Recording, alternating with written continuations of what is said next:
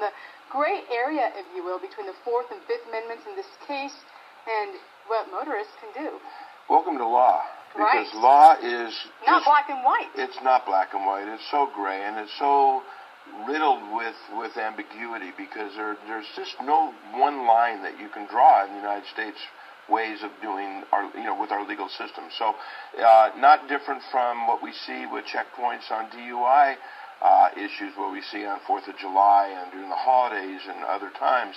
The Supreme Court has said they're illegal.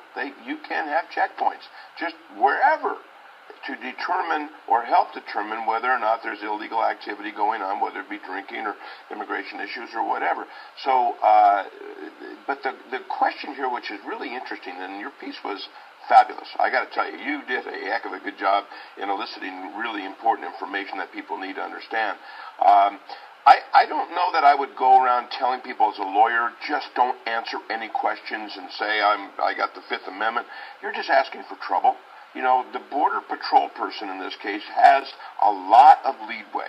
As he said on that piece, they will make the decision whether to go to secondary. They will make the decision whether there's detention. It may or may not be legal, but you won't find that out till later on. And do you want to waste a lot of time? I would say that, I wouldn't test the system if it were me, because I got more things to do than waste my time. On the other hand, these people have an enormous amount of power. Enormous amount of power, and unfortunately, sometimes that power might be abused. And I do think that somewhere, somehow, you have to have a checklist. You have to have some criteria, a little bit more than it's up to the agent to decide.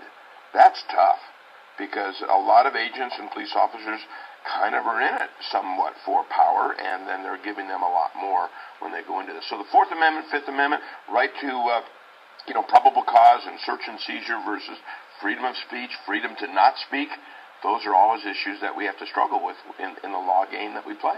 Right, and these motorists who are choosing to practice their constitutional rights, their Fifth Amendment, to remain silent, the issue here, the reason the agent came forward is that they're being aggressive toward them. They're breaking their windows, as we saw in that video. And while I agree with you, we don't advise people to say, don't answer their questions. They're there for a reason. Checkpoints are there for a reason, to catch the bad guy. That's right. And so you don't want to seem suspect, but still, there are those people who say, I don't have to answer this, and they act aggressively toward them. What can they do? Yeah, well, legally they don't have to answer those. I'm talking more practical, But on the other side of the coin, I mean, breaking a window for not rolling that window down right away, or for not talking, that can be criminal. That can be significantly enough to pause the situation, to say what's going on here.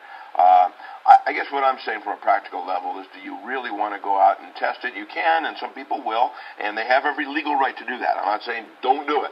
I'm just saying that you're opening the door. You don't want to get yourself into trouble. Well, you may have a place to go, and you may not be able to get there. But having said that, that does not say that any officer, Border Patrol officer, has the right to abuse the system, to break a window, to overuse the power that they have. Okay, before we wrap up this segment, we are so lucky to have you on our air every single week. But this March 17th, not only the Luck of the Irish Day, for St. Patrick's Day, also a day of seminars, living trust seminars with Jeff Wright. A little different. Well, it actually is related to what we just talked about in some ways, and that is to how to get the government out of your life.